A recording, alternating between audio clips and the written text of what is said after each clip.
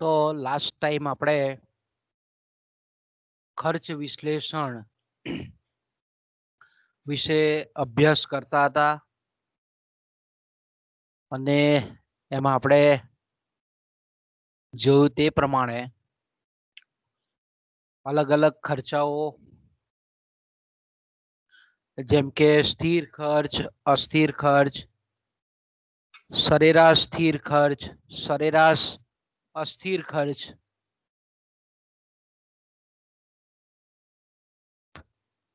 પછી સરેરાશ ખર્ચ, કુલ ખર્ચ, સીમાંત ખર્ચ, આ બધા ખર્ચાઓનો આપણે અભ્યાસ કરતા હતા અને લાસ્ટ આઈ થિંક આપણે આવીને જે અટકેલા હતા એ સીમાંત ખર્ચ પર આવીને અટકેલા હતા.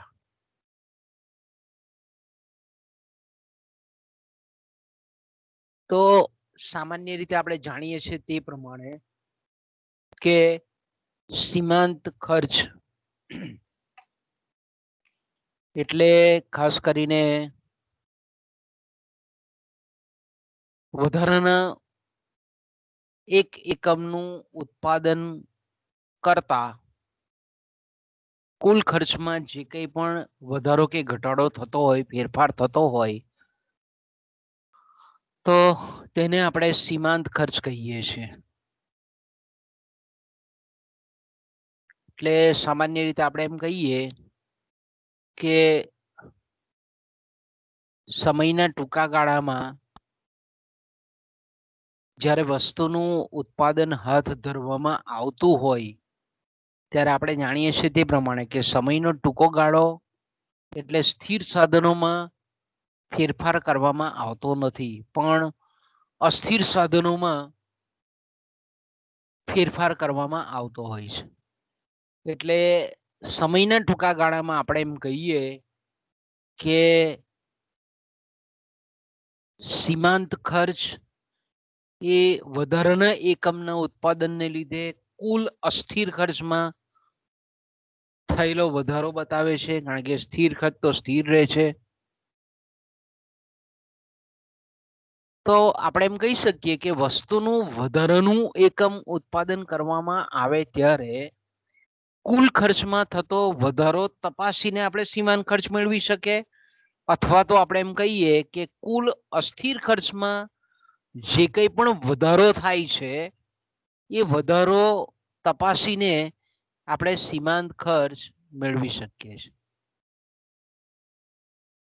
એટલે સમયના ટૂંકા ગાળામાં આપણે એમ કહીએ કે વધારાના એક એકમનું ઉત્પાદન કરવાથી કુલ ખર્ચમાં થતો ફેરફાર અને કુલ અસ્થિર ખર્ચમાં થતો ફેરફાર વધારો એ બંને એક સમાન હોય. એટલે આપણે ગઈકાલે પણ થોડીક બહુ ઝડપથી ચર્ચા કરેલી હતી કે ઉત્પાદન વધારવામાં આવે તો શરૂઆતમાં પ્રારંભમાં આપણે એમ કહીએ કે કુલ અસ્થિર ખર્ચ ઘટતા દરે વધે છે. એટલે આપણે એમ કહી શકીએ કે સીમાંત ખર્ચ શરૂઆતમાં થોડું ઊંચું હોય, થોડુંક વધારે હોય, અમુક બિંદુ પછી એમાં વધારો થાય છે, વધતા દરે વધે છે. એટલે આપણે એમ કહી શકીએ કે શરૂઆતમાં ઉત્પાદન વધવાની સાથે જે સીમાંત ખર્ચ વધારે હોય તે ધીરે ધીરે ઘટવાનું શરૂ કરે અને અમુક બિંદુ પછી સીમાંત ખર્ચની રેખા એ આપણને ઉત્તરોત્તર ઉપર ને ઉપર જતી જોવા મળે છે. એ આપણે ગઈકાલે એક ખરાની નિશાની વાળી જે રેખા દોરેલી હતી એના પરથી આપણે કહી શકીએ કે સીમાંત ખર્ચ એ શરૂઆતમાં થોડુંક વધારે હોય, પછી ધીરે ધીરે ઉત્પાદન વધે તેમ અમુક બિંદુ સુધી ઘટે અને પછી અમુક બિંદુ પછી ઉત્પાદનના દરેક સ્તરે એકમે એમાં વધારો થાય.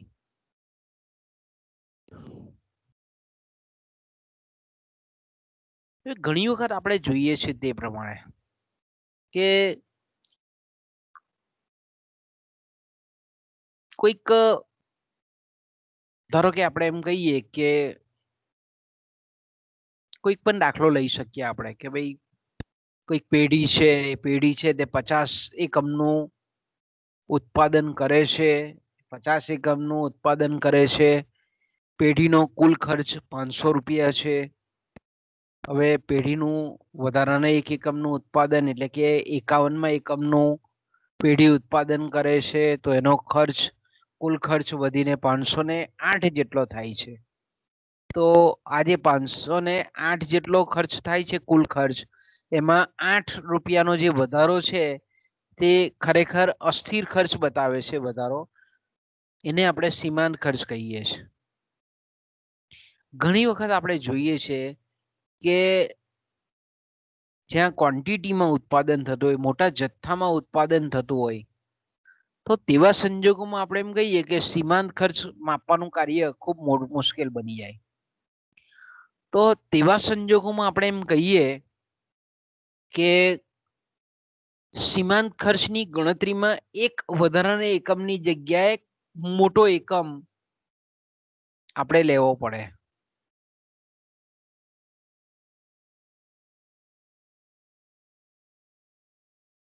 તો આપણે એમ કહીએ કે ધારો કે આપણું જે ચોપડીનું જ ઉદાહરણ છે કે કોટન કાપડની મિલ છે. કોટન કાપડ દરરોજ 10,000 ધારો કે મીટર કાપડનું ઉત્પાદન કરે છે. હવે વધારાના 1 એકમનું ઉત્પાદન એટલે કે 10,000 એકમાં મીટરનું ઉત્પાદન કરવાથી કુલ ખર્ચમાં કેટલો વધારો થાય છે એ માપવાનું કામ ખરેખર મુશ્કેલ હોય. તો તેવા સંજોગોમાં આપણે એમ કહી શકીએ કે 1 મીટરની જગ્યાએ 100 મીટર પણ લઈ શકાય. 1 મીટરની જગ્યાએ 500 મીટર પણ લઈ શકાય, 1000 મીટર પણ લઈ શકાય. તો આપણે એમ કહીએ કે આવું જ્યારે વધારે જથ્થામાં ઉત્પાદન થતું હોય ત્યારે પર્ટિક્યુલરલી એક વધારાના એકમને ધ્યાનમાં રાખીને કુલ ખર્ચ માપવાનું કાર્ય એ બહુ મુશ્કેલ હોય. તો તેવા સંજોગોમાં વસ્તુના એકમોને મોટા કદમાં લેવામાં આવે તો આ મર્યાદા દૂર થાય.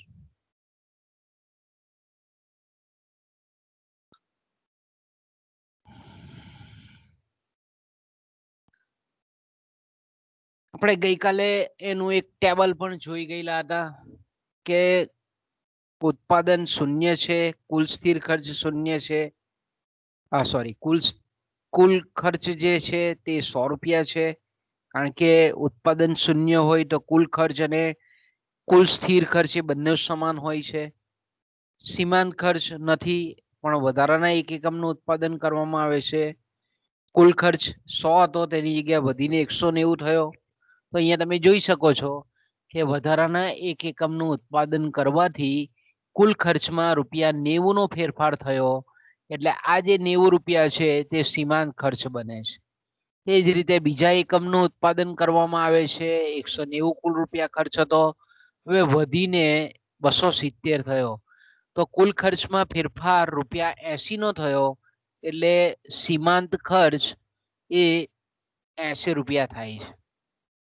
એ જ રીતે પેઢી 7 એકમનું ઉત્પાદન કરે છે, કુલ ખર્ચ એનો 640 રૂપિયા છે.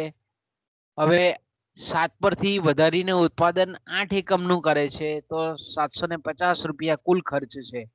તો 640 ની અંદર જે કુલ વધારો છે ખર્ચનો એક વધારાના એકમના પરિણામ સ્વરૂપ એ ₹90 નો છે. એટલે આપણે એમ કહી શકીએ કે સીમાંત ખર્ચ એ 90 જેટલો કહેવાશે. તો આ રીતે આપણે એમ કહીએ કે વધારાના 1 એકમના ઉત્પાદનને પરિણામે જે ખર્ચમાં ફેરફાર થાય એને આપણે સીમાંત ખર્ચ કહીએ છીએ. તો સીમાંત ખર્ચની રેખા આપણે ગઈકાલે જોઈ તે પ્રમાણે આ એક્સેલમાં દોરેલી રેખા છે. એટલે તમે જોઈ શકો છો કે એક્ઝેક્ટ આપણને બતાવે છે કે 1 એકમનું ઉત્પાદન કરવામાં આવે છે તો સીમાંત ખર્ચ છે તે 90 રૂપિયા છે.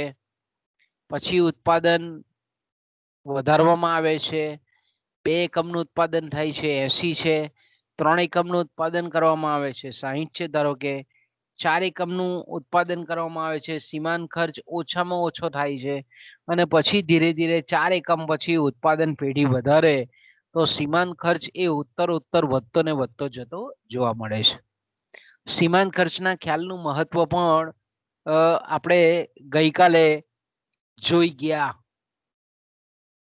કે આપણને ખબર છે કે પેઢીની અંદર મહત્તમ નફાનું જો કોઈ બિંદુ હોય તો એ છે સીમાંત ખર્ચ બરાબર સીમાંત આવક.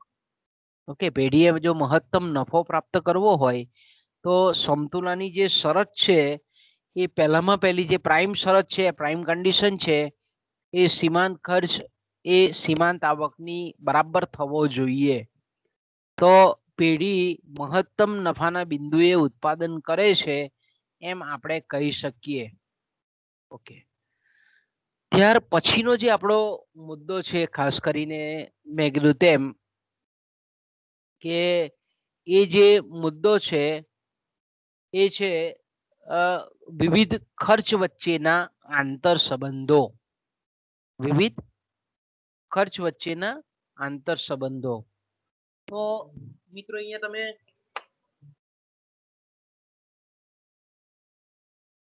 આ ટેબલ આપેલું છે, એ ટેબલમાં તમે જોઈ શકો છો કે પહેલી જે રો છે, પહેલી જે કોલમ છે એમાં આપણે ઉત્પાદન બતાવેલું છે. બીજી જે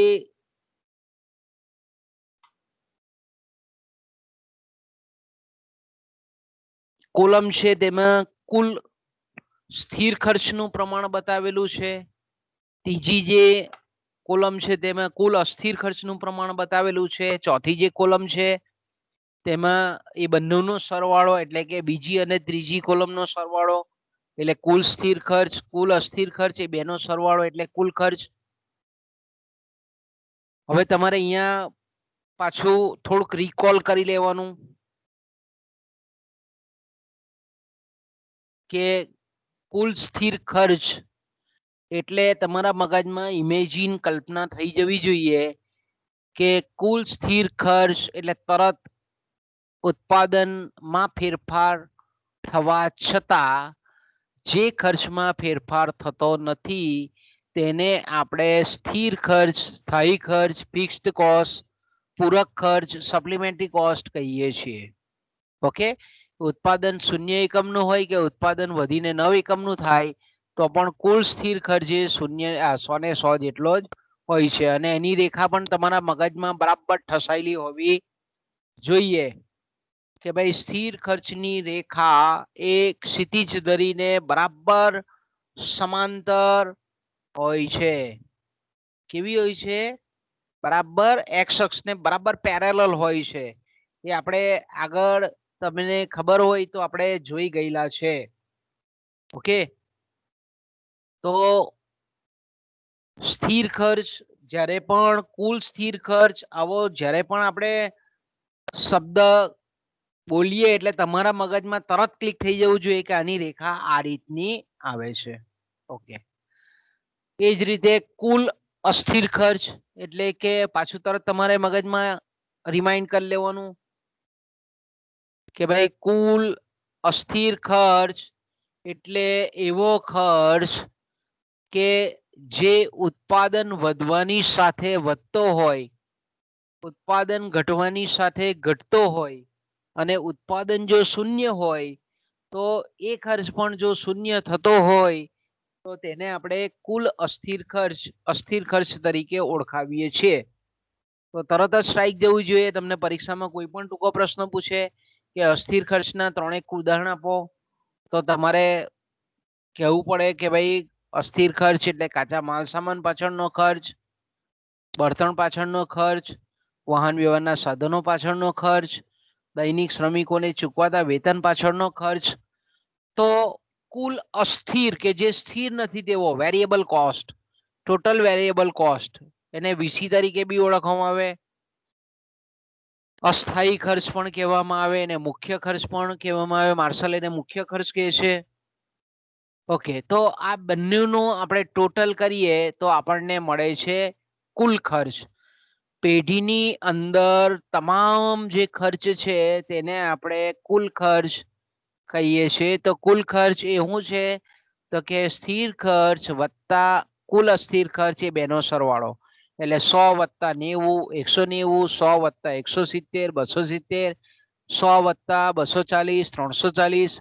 પરીક્ષામાં તમારે ગોખવાનું નથી, ખાલી આ કુલ અસ્થિર ખર્ચ યાદ રાખવાની. આ તમારે કોલમ કોઈ પણ, તો તમે પછી બધા જ ખર્ચાઓ તમે તમારી રીતે નક્કી કરી શકો, લખી શકો. કોઈ પણ એવું જરૂરી નથી કે ચોપડીના જ આંકડાઓ ગોખવાની જરૂર નથી, સમજવાની જરૂર છે અહીંયા. તો કુલ અસ્થિર ખર્ચ તમે એક મગજમાં ખાલી આ એક જ કોલમ યાદ રાખી દો એટલે બધી જ કોલમો આપોઆપ તમને મગજમાં બેસવા માંડે ફટાફટ. તો મેં કીધું તેમ કે કુલ ખર્ચ, હવે આપણે પહેલા કુલ અસ્થિર ખર્ચની રેખા આપણને યાદ હોવી જોઈએ કે કુલ અસ્થિર ખર્ચની રેખા આપણે જોયું તે પ્રમાણે કે યુ આકારની હોય. સોરી, અસ્થિર ખર્ચ, કુલ અસ્થિર ખર્ચની રેખાની એ સરેરાશ અસ્થિર ખર્ચની રેખા. કુલ અસ્થિર ખર્ચની રેખા એ ઉદ્ગમ બિંદુએથી શરૂ થઈ અને ઉપર તરફ જતી રેખા છે. એટલે ડાબી બાજુથી જમણી બાજુ ઉદ્ગમ બિંદુએથી ઉપર તરફ જતી રેખા છે. બરાબર છે? આ રીતે આપણે એને દોરી પણ શકીએ કે ધારો કે આ એક આપણે ગ્રાફ પેપર પર આ રીતે આપણે જે દોરીએ છીએ તે કે ઉત્પાદન વધે તેમ આ ખર્ચમાં પણ વધારો થતો જાય, ઉત્પાદન ઘટે તો આ ખર્ચ પણ ઘટતો જાય, ઉત્પાદન જો શૂન્ય હોય તો આ ખર્ચમાં પણ જો શૂન્ય હોય તો તેવા ખર્ચને આપણે અસ્થિર ખર્ચ કહીએ છીએ. કે પછી ત્રીજી કોલમ કુલ ખર્ચ, આ બેનો સરવાળો, એટલે સ્વાભાવિક છે કે કુલ સ્થિર ખર્ચ અને કુલ અસ્થિર ખર્ચની રેખાની ઉપર આવેલી હોય, કારણ કે આ બંનેનો સરવાળો છે. એટલે કુલ ખર્ચની જે રેખા છે એ પણ આપણે જાણીએ છીએ તે પ્રમાણે કે કુલ ખર્ચ દર્શાવતી રેખા પણ જનરલી ડાબી બાજુથી જમણી બાજુ પહેલા શરૂઆતમાં કુલ ખર્ચ વધતો હોય, પછી ધીરે ધીરે ઘટે અને પછી ધીરે ધીરે ક્રમશઃ પાછું વધવા માંડે છે.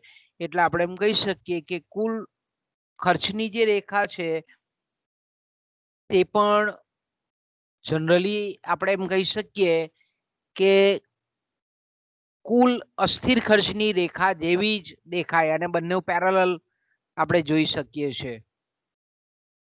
પછી આવે છે સરેરાશ સ્થિર ખર્ચ. તો કે સરેરાશ સ્થિર ખર્ચ આપણે કેવી રીતે મેળવીએ છીએ? તો આપણે જાણીએ છીએ તે પ્રમાણે કે કુલ સ્થિર ખર્ચ છેદમાં ઉત્પાદનના એકમો. એટલે તમને અહીંયા પરીક્ષામાં એવું પણ પૂછે કે સરેરાશ સ્થિર ખર્ચનું સૂત્ર લખો. તો સરેરાશ સ્થિર ખર્ચનું સૂત્ર જો તમને પૂછે તો તમારે ફટાક દઈને લખી દેવાનું કે કુલ સ્થિર ખર્ચ છેદમાં ઉત્પાદનના એકમો. બરાબર છે? સરેરાશ સ્થિર ખર્ચ એટલે હું કે કુલ સ્થિર ખર્ચ છેદમાં ઉત્પાદન. અહીંયા તમે જોઈ શકો તો કે 100 છેદમાં, સોરી 100 છેદમાં કાઠી આવવાનું, 100 છેદમાં 1 એટલે 100, 100 છેદમાં 2 એટલે 50, 200 આપણે 100 છેદમાં 3 એટલે 33.33, 100 છેદમાં 4 એટલે 25. આ બે નો ભાગાકાર એટલે આપણને મળે છે સરેરાશ સ્થિર ખર્ચ. અને સરેરાશ સ્થિર ખર્ચની રેખા આપણે જાણીએ છીએ તે પ્રમાણે કે એ ઉપરથી નીચે તરફ ઢળતી હોય, ડાબી બાજુથી જમણી તરફ ઢળતી હોય અને એક્સ અક્ષથી ખૂબ નજીક પસાર થતી હોય, જેને આપણે અતિ પરવલયની રેખા કહીએ છીએ. એને ઇંગ્લિશમાં હાઇપરબોલા કર્વ કહીએ છીએ આપણે. તો એ પ્રકારની રેખા હોય છે કે વધવાની સાથે સરેરાશ સ્થિર ખર્ચ એ આપણને ઘટતો જતો જોવા મળે છે, કારણ કે સ્થિર જે સાધનો પાછળનો ખર્ચ છે તેમ ઉત્પાદન જેમ વધે તેમ વધારે એકમોની પાછળ વેચાય. ઓકે, ત્યાર પછી આપણે સરેરાશ અસ્થિર ખર્ચ. તો કે સરેરાશ અસ્થિર ખર્ચ એટલે કુલ, એનું સૂત્ર કુલ અસ્થિર ખર્ચ છેદમાં ઉત્પાદનના એકમો. તો કે કુલ અસ્થિર ખર્ચ છેદમાં ઉત્પાદનના એકમો. તો તો કે ભાઈ 90 ના છેદમાં 1 એટલે 90, 170 ભાગ્યા 2 એટલે 85, 240 ભાગ્યા 3 એટલે 48 × 80 રૂપિયા. એ જ રીતે 300 ભાગ્યા 4 તો કે 75. એ જ રીતે 370 ભાગ્યા 5 એટલે 74. તો આપણે એમ કહીએ કે સરેરાશ અસ્થિર ખર્ચ એટલે કુલ અસ્થિર ખર્ચ છેદમાં ઉત્પાદનનું પ્રમાણ, ઉત્પાદનના એકમો. તો એ ભાગાકાર કરતા જઈએ તેમ તેમ આપણને આ સરેરાશ અસ્થિર ખર્ચની રેખા મળે છે. તો સરેરાશ અસ્થિર ખર્ચ તમે જોઈ શકો છો કે પહેલા 90 હતો, પછી 85 થયો, પછી 80 થયો, પછી 75 થયો, પછી 40 થયો, પછી 75 થયો. તો આ રીતે ઉત્પાદન વધે છે તેમ તેમ સરેરાશ અસ્થિર ખર્ચ એ ઘટવાનું વલણ દર્શાવે છે. અમુક બિંદુ સુધી ઘટે છે એટલે 5મા એકમ સુધી ઘટે છે અને પછી એ વધવાનું વલણ દર્શાવે છે. ઓકે, પછી જે ખર્ચ છે તે છે સરેરાશ ખર્ચ. હવે સરેરાશ ખર્ચ કહો તમે, સરેરાશ કુલ ખર્ચ કહો, એ બંને સમાન છે, એક જ માના બે દીકરા છે. તો સરેરાશ ખર્ચ એટલે આપણે એનું સૂત્ર ખબર છે, કોઈને યાદ છે? બોલો જો. સરેરાશ ખર્ચ કોને કહેવાય? બોલો, કોને યાદ છે? સરેરાશ સ્થિર ખર્ચ વત્તા સરેરાશ અસ્થિર ખર્ચ. Okay fine. એક રીતે એ રીતે મેળવાય, પછી બીજી રીતે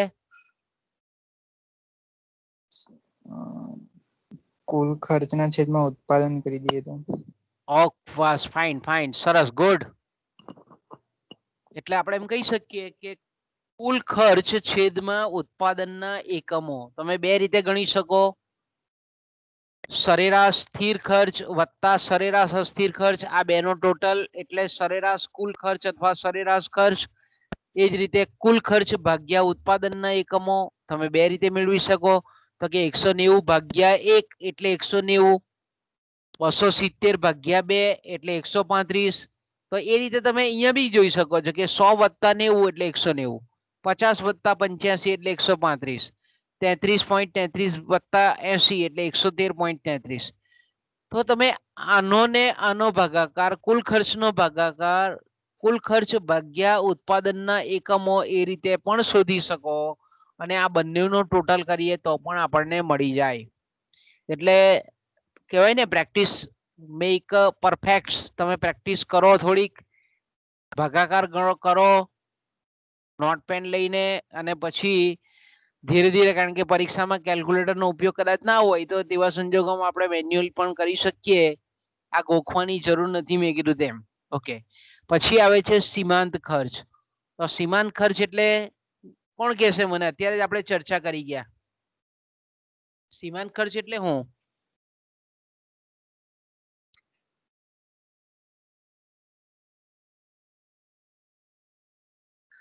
બોલો, કોણ બોલશે?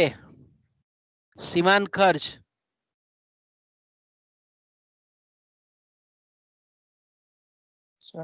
વધારાનો એક એકમ ઉત્પાદન કરવાથી કુલ ખર્ચમાં જે વધારો થાય તે. ઓકે, સરસ, ફાઇન, ગુડ ગુડ મેન. તો અહીંયા તમે જોઈ શકો છો કે એક એકમનું જ્યારે પેઢી ઉત્પાદન કરે છે કુલ ખર્ચ 90 રૂપિયા છે, બીજા એકમનું ઉત્પાદન કરે છે તો કુલ ખર્ચ 190 પરથી વધીને 270 થાય છે. તો આપણે એમ કહી શકીએ કે વધારાના એક એકમનું ઉત્પાદન કરવાથી કુલ ખર્ચમાં જે ફેરફાર થાય છે તે ₹80 જેટલો છે. એટલે આપણે એમ કહીએ કે સીમાંત ખર્ચ એ ₹80 છે. એ જ રીતે બે એકમ પરથી ત્રીજા એકમનું ઉત્પાદન કરે છે તો કુલ ખર્ચ 270 થી વધીને 340 જેટલો થયો. એટલે કુલ ખર્ચમાં થતો ફેરફાર એ ₹70 છે. એટલે સીમાંત ખર્ચ ₹70 કહેવાશે. તો તમે જોઈ શકો છો કે સમયના ટૂંકા ગાળામાં મેં કીધું તેમ કે ઉત્પાદન જ્યારે વધે છે ત્યારે સ્થિર ખર્ચ યથાવત રહે છે. ફેરફાર જે થાય છે તે અસ્થિર ખર્ચમાં ફેરફાર થાય છે સમયના ટૂંકા ગાળામાં. એટલે આપણે એમ કહીએ કે ક્યાં તો તમે સીમાંત ખર્ચને કુલ ખર્ચમાં થતા ફેરફાર દ્વારા પણ માપી શકો, ક્યાં તો તમે અસ્થિર ખર્ચમાં થતા ફેરફાર દ્વારા પણ માપી શકો. આપણે જોઈએ ને આગળ કે સીમાંત ખર્ચને આપણે બે રીતે માપી શકાય. પહેલું કુલ ખર્ચમાં જે થતો ફેરફાર છે તે માપી શકાય. ક્યાં તો આપણે એમ કહીએ કે ટૂંકા ગાળામાં સ્થિર ખર્ચ સ્થિર રહે છે, એટલે અસ્થિર ખર્ચમાં જે ફેરફાર થાય તે સીમાંત ખર્ચ જેટલો હોય છે. તો અહીંયા તમે જોઈ શકો છો કે 90 છે, એક એકમનું ઉત્પાદન કરવાથી કુલ અસ્થિર ખર્ચ, પછી બીજા એકમનું ઉત્પાદન કર્યું તો અસ્થિર ખર્ચ વધીને 170 થયો. તો આપણે એમ કહી શકીએ કે 80 રૂપિયાનો અસ્થિર ખર્ચ વધ્યો તો 80 રૂપિયાનો સીમાંત ખર્ચ છે. તો અહીંયા આપણે કહીએ કે આંતર સંબંધો, આપણા મુદ્દો કયો છે, મુદ્દો ચકાસવાનો, તો કે ભાઈ આંતર સંબંધો બે આપણે એમ કહી શકીએ કે પરસ્પર જે ખાસ કરીને ખર્ચાઓ છે એ પરસ્પર ખર્ચ વચ્ચેના સંબંધો કેવા છે એ અહીંયા આપણે ખાસ કરીને તારવવાના છે. એ બે વચ્ચેના સંબંધોને અહીંયા આપણે મૂલવવાના છે. તો આ રીતે તમે આ રીતનું ટેબલ તૈયાર કરી શકો છો. જ્યારે પણ પરીક્ષામાં પૂછાય તો આને તમે બે રીતે લખી શકો. આપણે આ રીતે જે ઇન્ડિવિજ્યુઅલ સમજાવેલું છે એ વ્યક્તિગત દરેક ખર્ચના સંદર્ભમાં પણ તમે આ રીતે સમજાવી શકો ટેબલ બનાવીને, આ રીતે રેખાઓ દોરીને. ક્યાં તો પછી તમે આ રીતનું એક કોમન ટેબલ દોરી દેવાનું પરીક્ષામાં, અને પછી જે અલગ અલગ રેખાઓ છે એ અલગ અલગ રેખાઓને તમારે સમજાવવાની. તો આપણે ખૂબ ઝડપથી જોઈ લઈએ. ધારો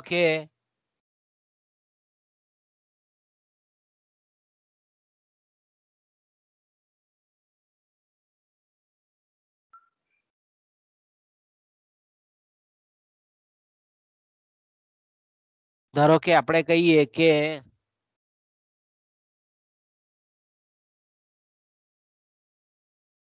બધી જ રેખાઓને આપણે અત્યાર સુધીમાં અલગ અલગ જોઈ, અને ખાસ કરીને મેં કીધું તેમ કે આપણે મોટે ભાગે એક્સેલ પર જે કોમ્પ્યુટર દ્વારા જે દોરાયેલી રેખાઓ છે તે આપણે જોઈ. હવે પરીક્ષામાં જ્યારે મેં કીધું તેમ કે અલગ અલગ ખર્ચ તમને પૂછે કે ભાઈ સીમાંત ખર્ચ કોને કહેવાય, સરેરાશ ખર્ચ કોને કહેવાય, સરેરાશ સ્થિર ખર્ચ કોને કહેવાય, સરેરાશ અસ્થિર ખર્ચ કોને કહેવાય, કુલ ખર્ચ કોને કહેવાય, તે સમજાવી અને વિવિધ ખર્ચ વચ્ચેના આંતર સંબંધોની વિગતે ચર્ચા કરો. પરીક્ષામાં પૂછાય એવો પ્રશ્ન છે કે સમયના ટૂંકા ગાળામાં વિવિધ ખર્ચ વચ્ચેના આંતર સંબંધોની સમજૂતી આપો. તો તમારે આ રીતે અલગ અલગ રેખાઓ દોરવામાં ઘણો બધો ટાઈમ જાય. એટલે આપણે બેટર છે કે પર્ટિક્યુલરલી એક જ ગ્રાફની અંદર એને જો દોરી દઈએ તો ખૂબ સારી રીતે આપણે ઇન્ડિકેટ કરી શકીએ. તો અહીંયા ધારો કે આપણે એક જ ગ્રાફ પેપરમાં અમારે માઉસથી દોરવાની હોય છે, એટલે જરાક આપણે એમ કહીએ કે બહુ પરફેક્ટ કદાચ એકદમ સીધી રેખા ના દોરાય, તો તે બદલ આપણે ઉભા રહો, આપણે એક કામ કરીએ.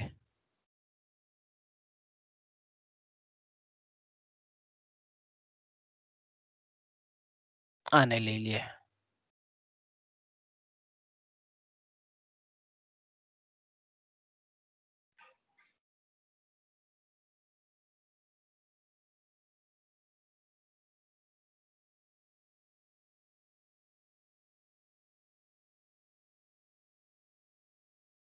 આ રીતે આપણે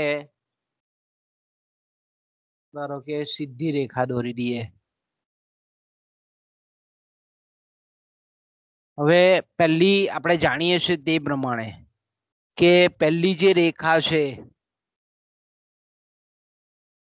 તે આપણે ધારો કે દોરીએ સરેરાશ સ્થિર ખર્ચની રેખા.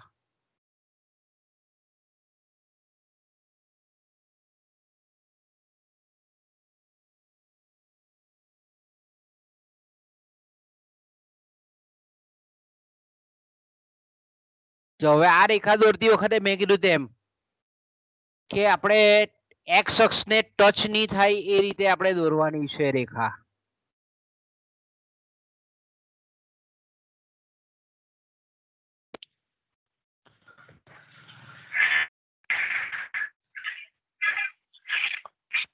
ઓકે, આ રેખા આપણે જાણીએ છીએ તે પ્રમાણે કે આને આપણે નામ આપી દઈએ ધારો કે આને આપણે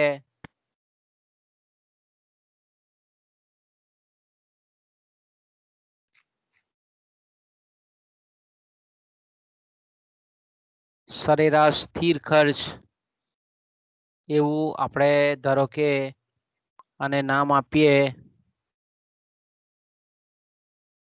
આ પહેલી જે રેખા છે તે છે આપણી સરેરાશ સ્થિર ખર્ચની રેખા. ઓકે, પછી આપણે બીજી રેખા જે દોરીએ છીએ તે એ છે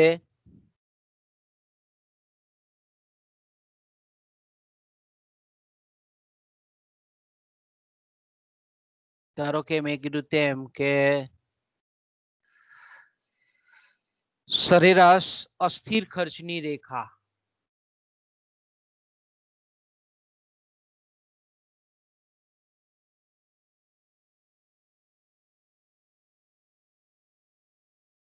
આ જે રેખા છે તેને આપણે સરેરાશ અસ્થિર ખર્ચની રેખા કહીએ છીએ. બરાબર, અહીંયા ધારો કે આપણે એને લેબલિંગ કરી દઈએ.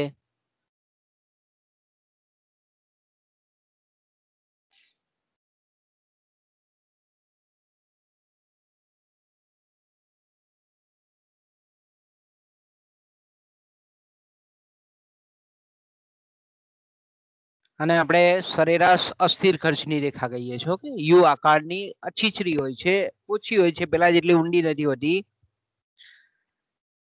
પછી આવે છે સરેરાશ ખર્ચની રેખા.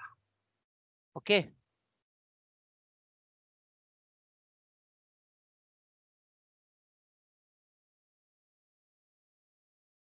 હવે સરેરાશ ખર્ચની રેખા આપણે જાણીએ છીએ તે પ્રમાણે કે સરેરાશ ખર્ચ અથવા તો જેને આપણે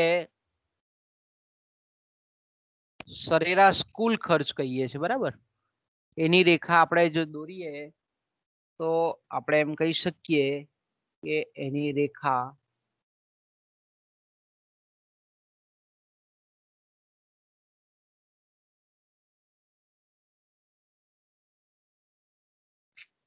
આ રીતે યુ આકારની જે રેખા છે તેને આપણે સરેરાશ ખર્ચની રેખા કહીએ.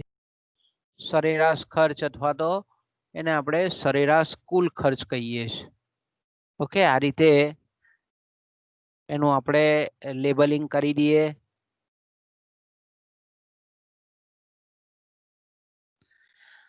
સરેરાશ ખર્ચ અથવા તો સરેરાશ કુલ ખર્ચની રેખા આપણે પેલી જે એક્સેલ શીટ દ્વારા જે દોરેલી હતી તેમાં કદાચ આપણને પ્રોપર શેપ ના મળે, પણ અહીંયા તમે જોઈ શકો છો કે આ રીતે સરેરાશ ખર્ચની રેખા સમયના ટૂંકા ગાળાની, આ બધી રેખાઓ સમયના ટૂંકા ગાળાની રેખાઓ છે. અને ચોથી જે રેખા આપણે જે દોરવા માંગીએ છીએ તે છે સીમાંત ખર્ચની રેખા. ઓકે, સીમાંત ખર્ચની રેખા એટલે આંખ વીંચીને આપણે દોરી દેવાની છે. તો કે સીમાંત ખર્ચની રેખા એ આ રીતે ખરાની નિશાની વાળી રેખા છે. અહીંયા આપણે ટેક્સ ધારો કે અહીંયા કરી દઈએ દાખલ. અહીંયા ધારો કે સીમાંત ખર્ચ આપણે કોપી પેસ્ટ કરી દઈએ.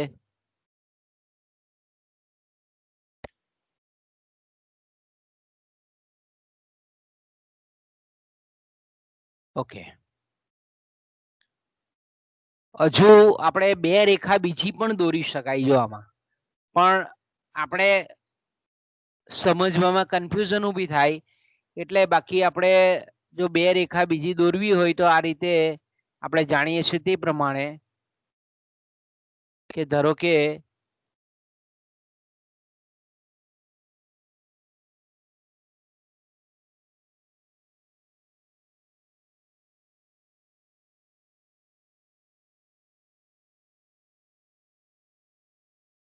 આ જે પહેલી રેખા છે તેને આપણે સ્થિર ખર્ચની રેખા કહીએ છીએ.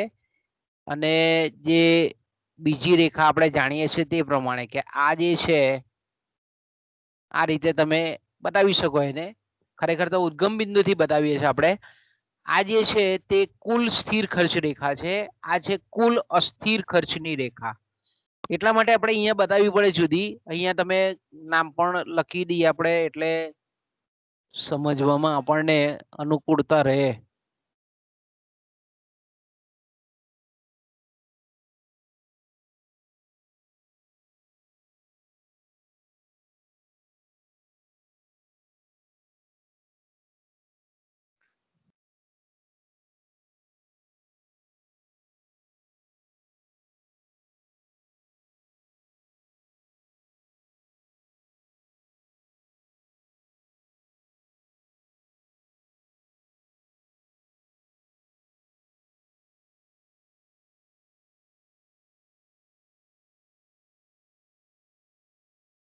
ઓકે, તો આપણે અહીંયા તમે જોઈ શકો છો મિત્રો કે આ જે રેખા છે તે આપણે અહીંયા ખાસ તમારે જે યાદ રાખવા માટે અહીંયા કુલ શબ્દ છે, કુલ સ્થિર ખર્ચ, સોરી કુલ અસ્થિર ખર્ચ. આ કુલ સ્થિર ખર્ચ છે અને આ જે રેખા છે તે સરેરાશ સ્થિર ખર્ચની રેખા છે, સરેરાશ અસ્થિર ખર્ચની રેખા છે. બરાબર. અહીંયા બેઝિકલી તમારે યાદ રાખવાનું છે કે કુલ સ્થિર પરીક્ષામાં કઈ રેખા પૂછે છે એ પ્રમાણે તમારે અહીંયા દોરવાની છે. પરીક્ષામાં પૂછાય એ રીતે, બરાબર, પૂછે તે પ્રમાણે તમારે વિવેક બુદ્ધિનો ઉપયોગ કરી અને પછી તમારે દોરવી પડે. ઓકે, આ દોરી દીધી આપણે. હવે આ જે દોરી આપણે રેખાઓ, હવે એના પરસ્પરના જે સંબંધો છે તેના વિશે આપણે બતાવી શકીએ, ચર્ચા કરી શકીએ. તો તમે અહીંયા જોઈ શકો છો કે સીમાંત ખર્ચની રેખા છે તે સરેરાશ ખર્ચની રેખાની નીચે બાજુ આવેલી છે. એ જ રીતે આપણે એમ કહીએ કે સરેરાશ સ્થિર ખર્ચ અને સરેરાશ અસ્થિર ખર્ચ એ બંનેનો સરવાળો એટલે સરેરાશ ખર્ચ એટલે કુલ ખર્ચ, સરેરાશ કુલ ખર્ચની રેખા જે છે તે આપણને ઉપર આવેલી દેખાય છે. બીજું આપણે જોઈ શકીએ છીએ કે આ બિંદુએ ખાસ કરીને આપણે એમ કહીએ કે આ બિંદુએ તમે અહીંયા જોઈ શકો છો કે આ જે બિંદુ છે એ બિંદુએ સીમાંત ખર્ચની રેખા અને સરેરાશ ખર્ચની રેખા એકબીજાને છેદે છે. એ જ રીતે આપણે એમ કહી શકીએ કે અહીંયા પણ તમે જુઓ તો અહીંયા પણ સીમાંત ખર્ચની રેખા અને સરેરાશ અસ્થિર ખર્ચની રેખા એકબીજાને છેદે છે. ઓકે, એકબીજાને છેદે છે. ઓકે, તો આપણે અહીંયા જોઈ શકીએ છીએ કે ખાલી આ જે સરેરાશ સ્થિર ખર્ચની રેખા છે એને છોડતા બધી રેખા છે તે લગભગ યુ શેપની છે. બધી કેવી છે? યુ આકારની છે. અને મેં કીધું તેમ કે સરેરાશ સ્થિર ખર્ચની જે રેખા છે એને આપણે કહીએ છીએ રેક્ટેન્ગ્યુલર હાઇપરબોલા અથવા તો એને આપણે અતિવલયની રેખા કહીએ છીએ. આ જે ગણિતનો શબ્દ છે, આ જે રેખા છે તે આપણને કેવી છે જોવા મળે છે? એને આપણે રેક્ટેન્ગ્યુલર હાઇપરબોલા એટલે એનો મતલબ એવો થાય કે દરેક જે આપણે લંબચોરસ છે, બરાબર, એમાં એવું કહેવા માંગે છે કે દરેક જે લંબચોરસ છે એ લંબ જે ચોરસ છે એનું જે એરિયા છે, એનું જે ક્ષેત્રફળ છે તે આ રેખાથી એટલે કોઈ પણ બિંદુથી તમે જુઓ તે લંબચોરસનું માપ એક સમાન આવે છે. એટલે લંબાઈ ગુણ્યા પહોળાઈ જે આપણે કહીએ છીએ તેનો એરિયા એક સમાન હોય. ભલે આપણને દેખાય એવું કે ભાઈ નાના મોટા દેખાય, પણ એનો જો આપણે મેથેમેટિકલી એરિયા ગણીએ તો આપણને એક સમાન જોવા મળે છે. એટલે એને રેક્ટેન્ગ્યુલર એટલે લંબચોરસ એને આપણે કહીએ છીએ. રેક્ટેન્ગ્યુલર હાઇપરબોલા એટલા કહેવામાં આવે છે. ઓકે, તો અહીંયા આપણે પાછા મૂળ સ્તર પર આવીએ. બીજું આપણે કહીએ છીએ કે તમે જોઈ શકો છો અહીંયા કે સીમાંત ખર્ચની જે રેખા છે એ બે રેખાને છેદીને ઉપર જાય છે. અને સીમાંત ખર્ચની રેખા તમે જુઓ છો કે સીમાંત ખર્ચની રેખા સરેરાશ અસ્થિર ખર્ચની રેખાને પણ જ્યારે છેદે છે ત્યારે નીચેથી છેદીને ઉપર જાય છે. એ જ રીતે સરેરાશ ખર્ચની રેખાને પણ એ નીચેથી છેદીને ઉપર જાય છે. ઓકે, એટલે એનો મતલબ આપણે અહીંયા એ રીતે કરીએ છીએ કે અહીંયા જ્યારે આપણે ખરેખર દોરતા હોઈએ ત્યારે આપણે એ રીતે દોરવી પડે કે આ જે છેદન બિંદુ છે એ સરેરાશ અસ્થિર ખર્ચની રેખાનું ન્યૂનતમમાં ન્યૂનતમ લઘુત્તમમાં લઘુત્તમ બિંદુ છે.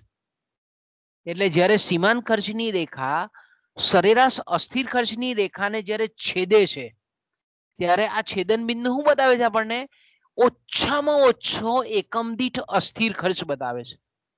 આ બે રેખાઓ વચ્ચેનો એટલે સીમાંત ખર્ચ અને સરેરાશ અસ્થિર ખર્ચ વચ્ચેનો સંબંધ કયો છે કે જ્યારે આપણે આ જે ટેબલ છે એ ટેબલમાં આપણને જ્યારે એવું જોવા મળે કે સીમાંત ખર્ચ અને સરેરાશ અસ્થિર ખર્ચ એ એક સમાન હોય જ્યારે, બરાબર, જ્યારે આપણે એમ કહીએ કે એક સમાન હોય ત્યારે આપણે એમ કહી શકીએ કે સરેરાશ અસ્થિર ખર્ચ એના લઘુત્તમમાં લઘુત્તમ બિંદુએ આવેલું છે એમ આપણે કહી શકીએ.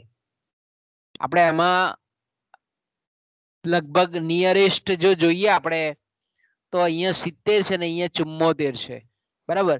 તો કંઈક અંશે આપણે એક્ઝેક્ટ આપણે એ કેલ્ક્યુલેશન થી આપણે લેવા પડે આ પણ આંકડાઓ પણ આપણે ગમે તેમ લઈએ તો એક્ઝેક્ટલી આપણને ચિત્ર ના મળે. પણ અહીંયા આપણે માની લઈએ કે ધારો કે 5 એકમે સરેરાશ અસ્થિર ખર્ચ અને સરેરાશ સીમાંત ખર્ચ એક સમાન થાય છે. ઓકે, એક સરખા થાય છે.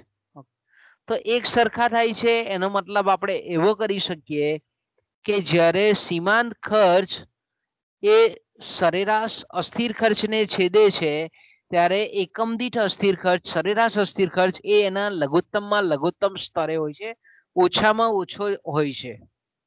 એટલે બીજા અર્થથી આપણે એમ કહી શકીએ કે જો એ રીતે આપણે બતાવવું હોય તો અહીંયા બતાવી શકીએ કે સરેરાશ અસ્થિર ખર્ચ છે તે ઓછામાં ઓછો ક્યારે છે તો કે ભાઈ ઓછામાં ઓછો 74 છે. એટલે 74 એટલે 5 એકમે પાંચમા એકમે સીમાંત ખર્ચની રેખા એ સરેરાશ અસ્થિર ખર્ચની રેખાને છેદીને ઉપર જાય છે. ફરી પાછું, જ્યારે આપણે એમ કહી શકીએ કે સરેરાશ અસ્થિર ખર્ચ એ અને સીમાંત ખર્ચની રેખા એકબીજાને છેદે છે ત્યારે આપણે એનો મતલબ એવો કરી શકીએ કે ત્યારે સરેરાશ અસ્થિર ખર્ચ એ ઓછામાં ઓછું છે, લઘુત્તમમાં લઘુત્તમ છે. ઓકે, આગળ જઈએ.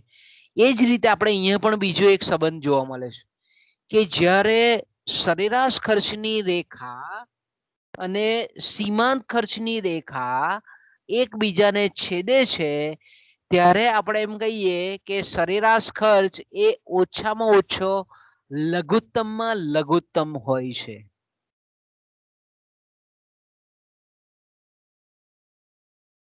ફરી પાછો મારા શબ્દો યાદ રાખો કે જ્યારે સીમાંત ખર્ચની રેખા સરેરાશ ખર્ચની રેખાને છેદે છે આ બિંદુએ જ્યારે છેદે છે ત્યારે સરેરાશ ખર્ચને બીજું શું આપણે કહીએ છીએ એકમ દીઠ ખર્ચ. પેઢીએ ઉત્પાદન કરવું હોય તો લાગુ પડતો ખર્ચ એને આપણે સરેરાશ ખર્ચ કહીએ છીએ. તો જ્યારે સીમાંત ખર્ચની રેખા સીમાંત ખર્ચ અને સરેરાશ ખર્ચ એક સમાન હોય ત્યારે આપણે એમ કહી શકીએ કે સરેરાશ ખર્ચ એ લઘુત્તમમાં લઘુત્તમ ઓછામાં ઓછો હોય.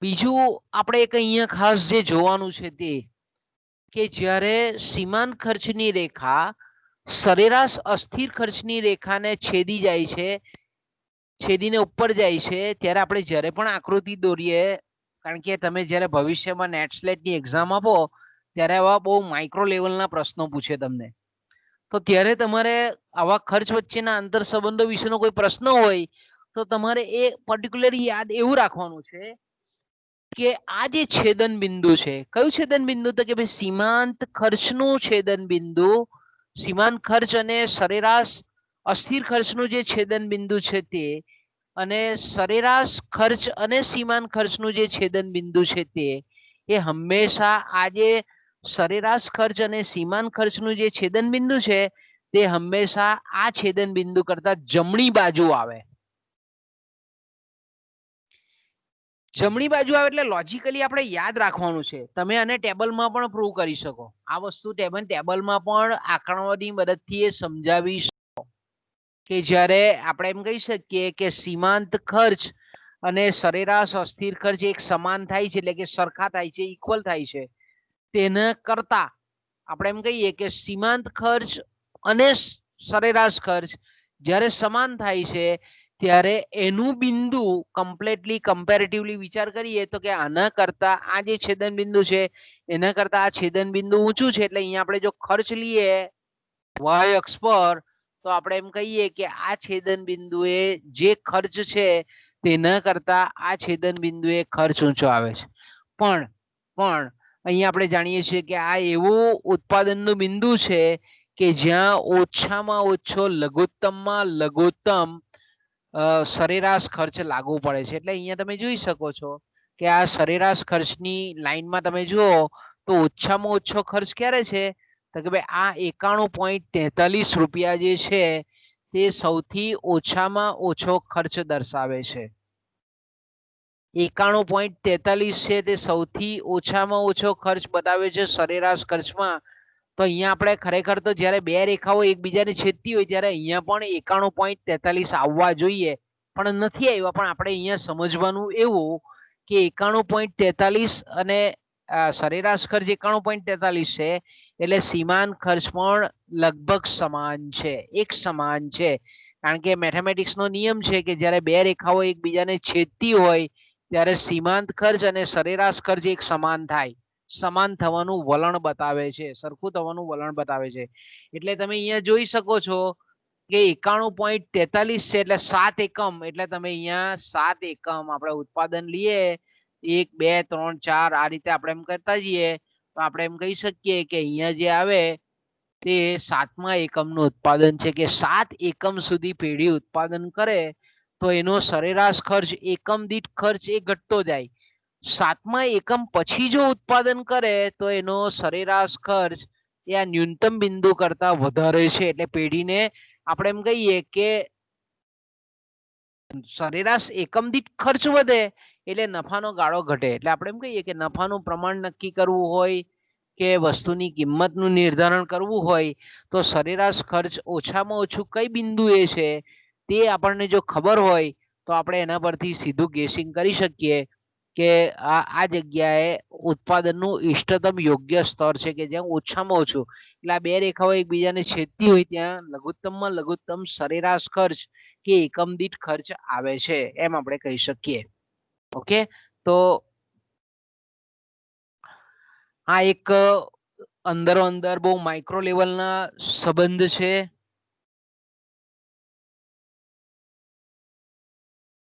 એ જ રીતે આપણે એમ કહીએ કે ખાસ કરીને જે બીજો જે સંબંધ છે કે આ રીતે આમાં બી તમે બતાવી શકો કે ઉત્પાદન ગમે તેટલું વધે, ઉત્પાદન 1 એકમનું હોય તો પણ કુલ સ્થિર ખર્ચ છે તે યથાવત રહેશે.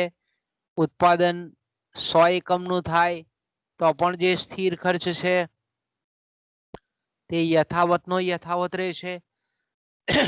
ઓકે, એટલે આપણે એમ કહીએ કે ઉત્પાદન વધવા ઘટવા છતાં, એટલે ઉત્પાદન અને સ્થિર ખર્ચ વચ્ચેનો જે રિલેશન છે તે કે ભાઈ ઉત્પાદન વધે છતાં પણ સ્થિર ખર્ચ એ યથાવતનો યથાવત રહેશે. ઓકે, હવે બીજો એક રિલેશન જે આપણે જોવાનો છે તે કે જ્યારે સીમાંત ખર્ચ ઘટતો જતો હોય, બરાબર, જ્યારે સીમાંત ખર્ચ ઘટતો જતો હોય ત્યારે કુલ ખર્ચ જે છે તે પણ ઘટતા દરે વધે છે. કુલ ખર્ચ વધે છે ખરો, પણ એનો જે ઇન્ક્રીઝિંગ રેટ છે, વધવાનો જે દર છે એ ઓછો હોય છે. ટેબલમાં જોઈએ, અહીંયા હું આપણને કહેવા માંગે છે કે જ્યારે સીમાંત ખર્ચ ઘટતો જતો હોય, એટલે સીમાંત ખર્ચ આપણે જોઈએ છે કે 90 પરથી 80 પર થાય, બરાબર.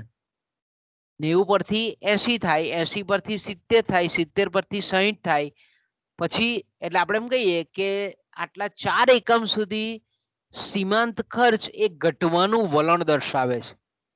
ઓકે, તો અહીંયા આપણે કુલ ખર્ચ સાથેનો સંબંધ કેવો છે કે ઉત્પાદન વધતા જો સીમાંત ખર્ચ ઘટવાનું વલણ દર્શાવે છે, એનો મતલબ એવો થાય કે કુલ ખર્ચમાં જે ફેરફાર થાય છે, વધારો થાય છે, તે ક્રમશઃ ઘટતા દરે વધે છે. તો કે દાખલા તરીકે આપણે એમ કહીએ કે એક પણ એકમનું ઉત્પાદન નથી, કુલ ખર્ચ 100 રૂપિયા છે. એક એકમનું ઉત્પાદન થયું તો આપણે એમ કહીએ કે કુલ ખર્ચ 190 છે. એટલે આપણે એમ કહીએ કે કુલ ખર્ચમાં કેટલો વધારો થયો તો કે 90 રૂપિયા. ઓકે, બીજા એકમનું ઉત્પાદન કરે છે તો કુલ ખર્ચ 190 છે. હવે બીજા એકમનું ઉત્પાદન કરે છે તો કુલ ખર્ચમાં થતો ફેરફાર 270 છે.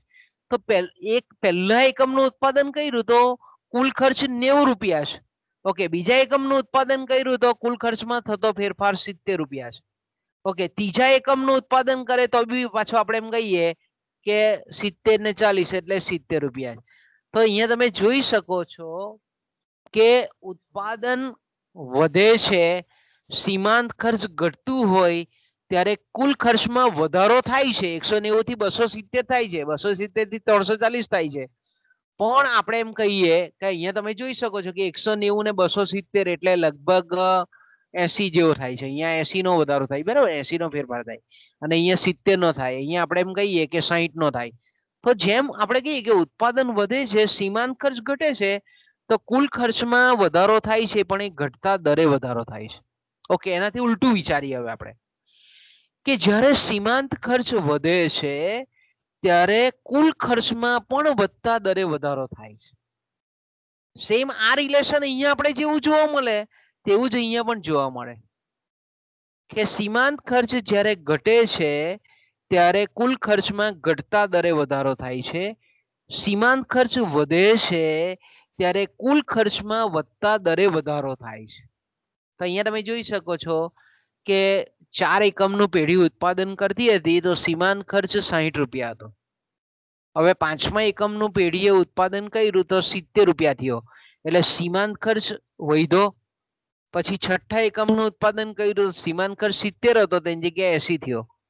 પછી પાછું વધારાના એક એકમનું ઉત્પાદન કર્યું તો સીમાંત ખર્ચ વધીને 90 થયો. પછી પાછા વધારાના એકમનું ઉત્પાદન કર્યું તો 90 પરથી વધારાનો ખર્ચ કુલ ખર્ચમાં થતો ફેરફાર 110 રૂપિયા થયો. તો તમે જુઓ છો કે ઉત્પાદન અમુક બિંદુ પછી ઉત્પાદન વધારતા સીમાંત ખર્ચ વધે છે. તો જ્યારે સીમાંત ખર્ચ વધતો જતો હોય ત્યારે કુલ ખર્ચમાં પણ વધતા દરે વધારો થાય છે. તો અહીંયા તમે જોઈ શકો છો કે 4 એકમનું ઉત્પાદન કરે છે ત્યારે કુલ ખર્ચ 400 રૂપિયા હતો. 5મા એકમનું ઉત્પાદન કર્યું તો 470 થયો, તો કે ભાઈ 70 રૂપિયાનો વધારો થયો. હવે પાછું 6ઠ્ઠા એકમનું ઉત્પાદન કરે છે તો 70 અને 550 એટલે લગભગ 80 રૂપિયાનો વધારો. 7મા એકમનું ઉત્પાદન કરે છે, કુલ ખર્ચ 550 હતો, વધીને 640 થયો. તો તમે અહીંયા જોઈ શકો છો કે 90 રૂપિયાનો વધારો બતાવે છે એક એકમના વધારા લીધે. પાછો જોઈએ આપણે 7માંથી વધીને 8મા એકમનું ઉત્પાદન કર્યું તો અહીંયા તમે જોઈ શકો છો કે 110 રૂપિયાનો ફેરફાર થાય છે. 8માંથી 9મા એકમનું ઉત્પાદન કર્યું તો તમે જો 750 અને 880 એટલે 130 રૂપિયાનો ફેરફાર થાય છે. એટલે અહીંયા તમે જોઈ શકો છો કે સીમાંત ખર્ચ વધવાનું વલણ બતાવે છે ત્યારે કુલ ખર્ચ વધતા દરે વધે છે. તમને આવી કોમ્પિટિટિવ એક્ઝામ છે કે જેમાં પ્રોફેસર કે પછી કોઈ પણ જાતના આપણે એમ કહીએ કે અધ્યાપકમાં નોકરી જો જોઈતી હોય તો આવા પ્રશ્નો પૂછે કે ભાઈ સીમાંત ખર્ચમાં વધારો થાય છે તો કુલ ખર્ચમાં એની કેવી અસર થાય. એટલે તમને 4 ઓપ્શન આપે: વધતા દરે વધે, ઘટતા દરે વધે, સ્થિર રહે કે પછી ઘટતા દરે વધારો થાય, આવા 4-5 ઓપ્શન તમને આપી દે. તો અહીંયા તમે બેઝિક જો જાણતા હશો તો ભવિષ્યમાં કોઈ પણ પરીક્ષા સારી રીતે પાસ કરી શકશો.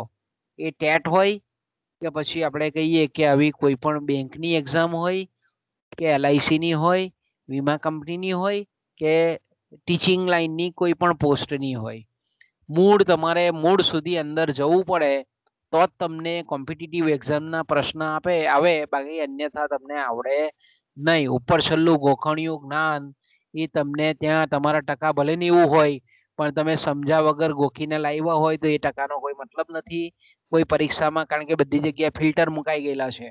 એટલે જ્યાં સુધી આ બધા બેઝિક તમે સમજશો નહીં, એટલે હું હંમેશા કહું છું કે પરીક્ષામાં આ ટીવાયમાં તમારા થોડાક ટકા 2-5% ઓછા આવે તો ચાલે, બરાબર, પણ અહીંયાનું જે જ્ઞાન છે તે તમને પરીક્ષામાં કોમ્પિટિટિવ એક્ઝામમાં એમાં પાસ થવા જોઈએ. એટલે આપણે જોઈએ છે ને કે ભાઈ 90% લાવનારો વિદ્યાર્થી ટેટ જેવી સામાન્ય પરીક્ષા બી પાસ નથી કરી શકતો. કેમ? તો કે ભાઈ એ સમજીને વાંચતો જ નહીં હોતો. એટલે ઓકે, આગળ વધીએ આપણે પાછા. તો આપણે આ એક સંબંધ જોવા મળે છે. તો એ જ રીતે અહીંયા પણ તમે એને આકૃતિની મદદથી પણ જોવા મળે. અહીંયા તમે કે ભાઈ જ્યારે સીમાંત ખર્ચ આપણે એમ કહીએ કે ઘટે છે, બરાબર, આકૃતિમાં પણ તમે જોઈ શકો છો કે આ એરિયામાં આપણે જોવું તમે તો સીમાંત ખર્ચ ઘટવાનું વલણ દર્શાવે છે. ઓકે, તો સીમાંત ખર્ચ ઘટવાનું વલણ દર્શાવે છે તો આપણે કુલ ખર્ચની રેખા એ આપણે દોરવી પડે કે કુલ ખર્ચની રેખાને આપણે આ રીતે બતાવી શકીએ કે ધારો કે અહીંયા આપણે એમ કહીએ કે આ રેખા છે આપણી કુલ ખર્ચની રેખા. ઓકે,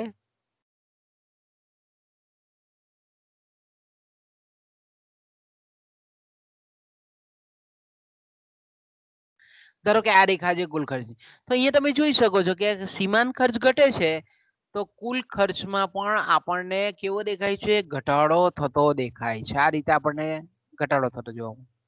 ઓકે, પછી એનાથી વિરુદ્ધ કે જ્યારે સીમાંત ખર્ચ વધે છે ત્યારે કુલ ખર્ચમાં પણ વધતા દરે આપણને વધારો થતો જોવા મળે છે. આ રેખા આપણને એમાં પણ વધતા દરે વધારો જોવા મળે છે.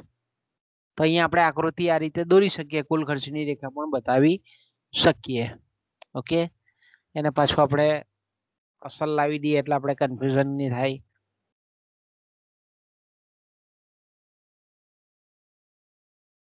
આ રીતે તમે આકૃતિમાં પણ એને દર્શાવી શકો. ઓકે, આગળ જઈએ. બીજો એક રિલેશન છે, એ જે રિલેશન છે તે કે સીમાંત ખર્ચ જ્યારે સરેરાશ ખર્ચ કરતા ઓછો હોય છે, બરાબર, શું છે? સીમાંત ખર્ચ જ્યારે સરેરાશ ખર્ચ કરતા ઓછો હોય છે ત્યારે સરેરાશ ખર્ચ ઘટે છે. ટેબલમાં જોઈએ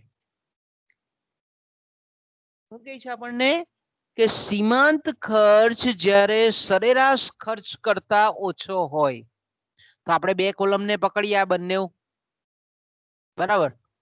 સીમાંત ખર્ચ જ્યારે સરેરાશ ખર્ચ કરતા ઓછો હોય ત્યારે, તો કે ભાઈ સરેરાશ ખર્ચ 190 રૂપિયા છે, સીમાંત ખર્ચ 90 રૂપિયા છે. સરેરાશ ખર્ચ 135 છે, સીમાંત ખર્ચ 80 છે. સરેરાશ ખર્ચ 113.33 છે, સીમાંત ખર્ચ 70 છે. 100, 60, 94, 70, 91, 80, 91, 90. ઓકે, પછી 93 અને 110. એટલે અહીંયા શું કહેવા માંગે છે કે જ્યારે સીમાંત ખર્ચ સરેરાશ ખર્ચ કરતા ઓછો હોય ત્યારે સરેરાશ ખર્ચ ઘટવાનું વલણ દર્શાવે છે. આ રીતે નીચે જાય છે. જો ક્યારે? તો કે ભાઈ આ બે ખર્ચા પૈકી સરેરાશ ખર્ચ અને સીમાંત ખર્ચ, એ બે ખર્ચા પૈકી જ્યારે સીમાંત ખર્ચ ઘટવાનું વલણ દર્શાવે છે ત્યારે સરેરાશ ખર્ચ પણ ઘટવાનું વલણ દર્શાવે છે. ઓકે, એનાથી ઉલટું પછી આપણે જોઈએ છે કે અહીંયા તમે 8મા એકમ પછી જોઈ શકો છો કે જ્યારે બે ખર્ચ પૈકી સીમાંત ખર્ચ વધવાનું વલણ દર્શાવે છે ત્યારે સરેરાશ ખર્ચ પણ વધવાનું વલણ દર્શાવે છે. ઓકે, અહીંયા આપણે એમ કહીએ કે 90 પરથી 110 થયો તો અહીંયા 91.43 પરથી સરેરાશ ખર્ચ વધીને 93.73 થયો.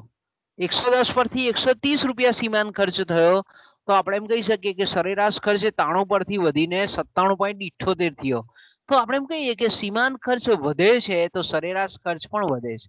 સીમાંત ખર્ચ ઘટે છે તો સરેરાશ ખર્ચમાં પણ ઘટાડો જોવા મળે છે.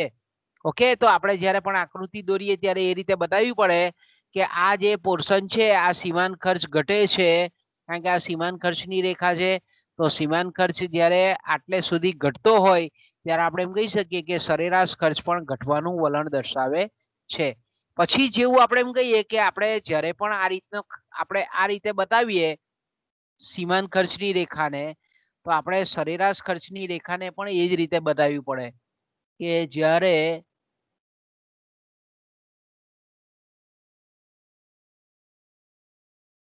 આ રીતે કે સીમાંત ખર્ચ ઘટે છે તો આપણે એમ કહીએ કે સરેરાશ ખર્ચ પણ ઘટે છે. આ રીતે પછી સીમાંત ખર્ચ જેમ વધે છે તેમ આપણે એમ કહીએ કે અહીંયા પણ સરેરાશ ખર્ચ પણ વધવાનું વલણ દર્શાવે છે. આપણે ટેબલમાં પણ જોઈ શકીએ. એટલે આપણે એમ કહીએ ને કે આ આકૃતિ જ્યારે દોરવાની આવે ત્યારે આ ફિગર બધી એનો ચોક્કસ મિનિંગ થાય છે. ગમે તેમ આપણે રફ એન્ડ ટફ દોરી દઈએ તો ચાલે નહીં, પણ આપણે ચાલી જાય છે. પેપર સેટરો પેપર ચકાસનારો બહુ માઇક્રો ઓબ્ઝર્વેશન નથી કરતા, પણ જ્યારે આપણે કોઈ કોમ્પિટિટિવ પરીક્ષા આપીએ છીએ આપણું લક્ષ્ય એ છે, છેલ્લું અલ્ટિમેટલી આપણો ગોલ કયો છે કે રોજગારી મેળવવાનો છે, સારી રોજગારી મેળવવાનો છે. તો એ તે વખતે આ બધી વસ્તુઓ બહુ કામ લાગી જાય આપણને. તો આ એક રિલેશન આપણને જોવા મળે છે. પછી આપણે જોયું તે પ્રમાણે કે જ્યારે સીમાંત ખર્ચ સરેરાશ ખર્ચ કરતા વધારે હોય ત્યારે સરેરાશ ખર્ચ વધવાનું વલણ દર્શાવે છે. આપણે ટેબલમાં જોઈ ગયા કે જ્યારે બે ખર્ચમાં આ ખર્ચ તમે જુઓ તો કે ભાઈ સરેરાશ ખર્ચ 93 રૂપિયા છે અને સીમાંત ખર્ચ 110 છે. તો જ્યારે સરેરાશ ખર્ચ કરતા સીમાંત ખર્ચ વધારે હોય તો તેવા સંજોગોમાં આપણે એમ કહી શકીએ કે સરેરાશ ખર્ચ એ ઉત્તરોત્તર વધતો જતો જાય. જ્યારે બે ખર્ચમાં સીમાંત ખર્ચ વધતો હોય તો આપણે એમ કહી શકીએ કે પેઢી 10મા એકમનું ઉત્પાદન કરે તો 97.78 ની જગ્યાએ વધીને 105 રૂપિયા થાય.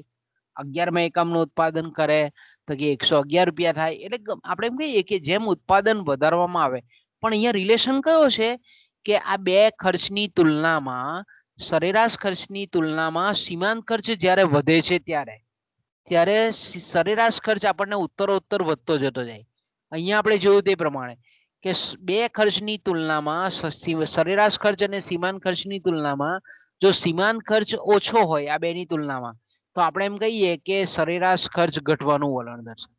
આ બે ખર્ચની તુલનામાં જો સીમાંત ખર્ચ સરેરાશ ખર્ચ કરતા વધારે હોય તો સરેરાશ ખર્ચ વધવાનું વલણ દર્શાવે છે. ઓકે, બીજું આપણે એક રિલેશન આપણે જોઈ ગયા આકૃતિમાં કે જ્યારે સરેરાશ ખર્ચ એના ન્યૂનતમ બિંદુએ હોય ત્યારે સીમાંત ખર્ચ અને સરેરાશ ખર્ચ એ બંને સરખા થાય છે. ઓકે, અહીંયા યાદ રાખવા જેવું તમારે શું છે તો કે સરેરાશ ખર્ચ જ્યારે ઓછામાં ઓછો હોય, લઘુત્તમમાં લઘુત્તમ હોય ત્યારે સીમાંત ખર્ચ અને સરેરાશ ખર્ચ એ બંને ઇક્વલ હોય, એક સરખા થાય. પછી આપણે જોઈએ છીએ તે પ્રમાણે કે સીમાંત ખર્ચ જો સરેરાશ ખર્ચ કરતા ઓછો હોય, સરેરાશ અસ્થિર ખર્ચ કરતા ઓછો હોય તો સરેરાશ અસ્થિર ખર્ચ ઘટે છે. આપણે જોઈ ગયા છે આગળ.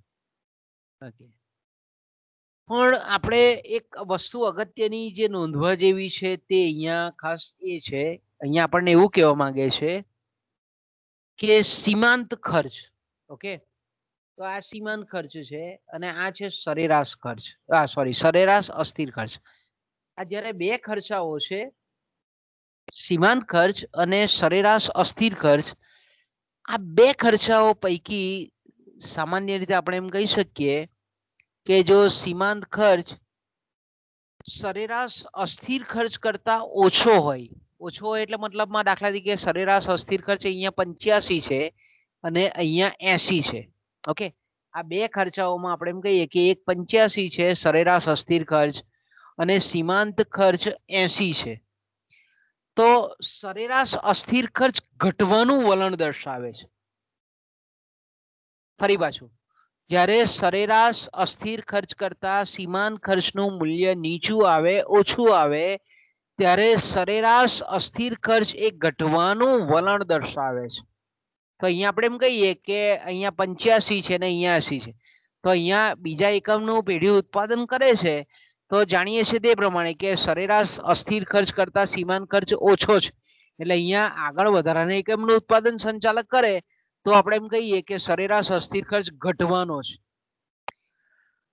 તો અહીંયા આપણે એમ કહીએ કે આ બંને ઘટવાનું વલણ દર્શાવે છે. ક્યારે? કે જ્યારે સીમાંત ખર્ચ કરતા સરેરાશ ખર્ચ વધારે હોય. એટલે બીજા અર્થમાં કહીએ તો સરેરાશ અસ્થિર ખર્ચ કરતા જો સીમાંત ખર્ચ ઓછો હોય તો સ્વાભાવિક છે કે સરેરાશ અસ્થિર ખર્ચ ઘટે છે. સરેરાશ અસ્થિર ખર્ચ ઘટે છે પણ બેમાં ખૂબી કઈ છે? બંને વચ્ચેનો આંતરસંબંધ કયો છે? કે સરેરાશ અસ્થિર ખર્ચ કરતા જ્યારે સીમાંત ખર્ચ નાનો હોય છે ત્યારે સરેરાશ અસ્થિર ખર્ચ જે દરે ઘટે છે એના કરતા વધારે દરે સીમાંત ખર્ચ ઘટે છે. અહીંયા તમે જુઓ તો 80 પરથી 75 રૂપિયા થાય, તો અહીંયા 70 પરથી 60 રૂપિયા થાય. અહીંયા ઘટાડો 5 રૂપિયાનો બતાવે છે ત્યારે અહીંયા ઘટાડો 10 રૂપિયાનો બતાવે છે. તમે અહીંયા જોઈ શકો છો કે 75 પરથી 74 થાય છે તો 1 રૂપિયાનો ઘટાડો થાય છે. કેમ? તો કે ભાઈ અહીંયા 75 છે, 75 એટલે કે સરેરાશ અસ્થિર ખર્ચ કરતા સીમાંત ખર્ચનું મૂલ્ય ઓછું છે. તો કે ભાઈ 75, તો એનો મતલબ એવો થાય કે સરેરાશ અસ્થિર ખર્ચ ઘટવાનો છે, સીમાંત ખર્ચ પણ ઘટવાનો છે. તો અહીંયા તમે 75 પરથી 74 ઘટે છે, એક રૂપિયો ઘટે છે.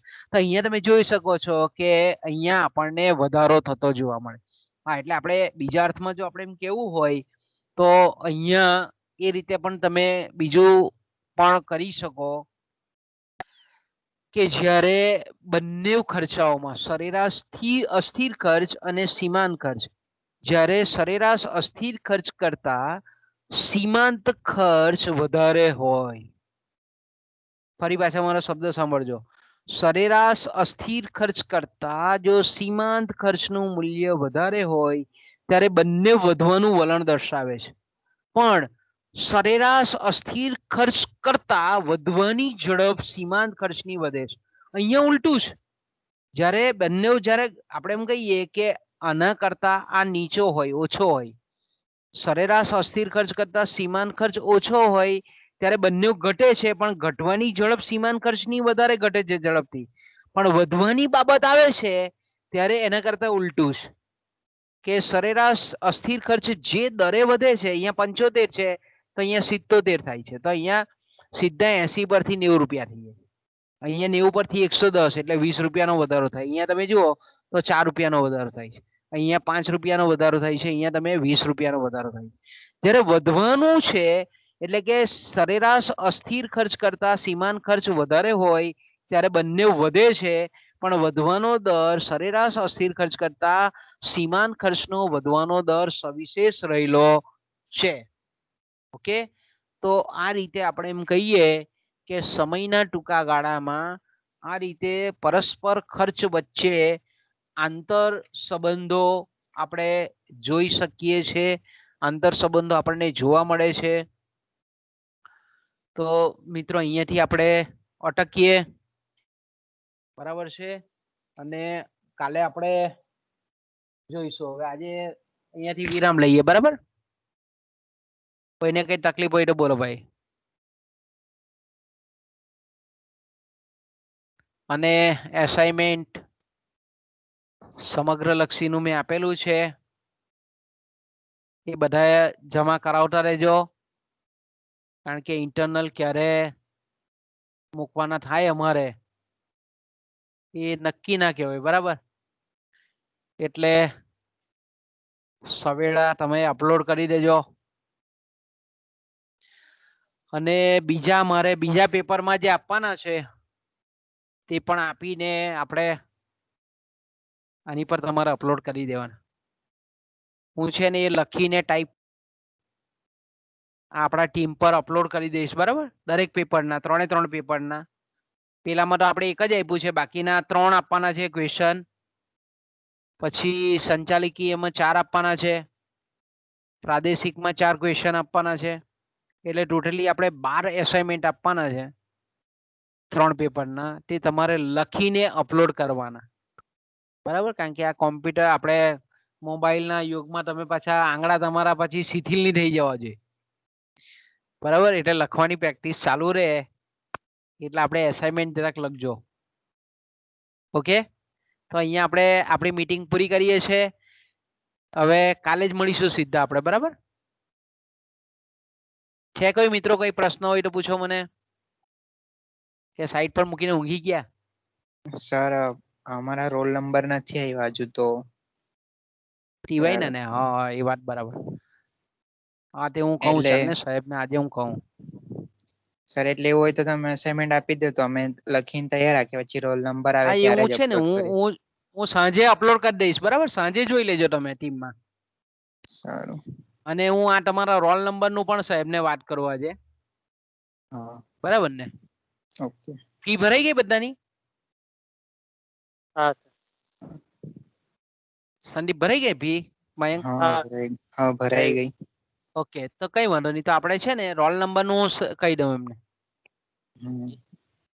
તો અહીંયા પૂરું કરીએ આપણે, બરાબર? હા ઓકે.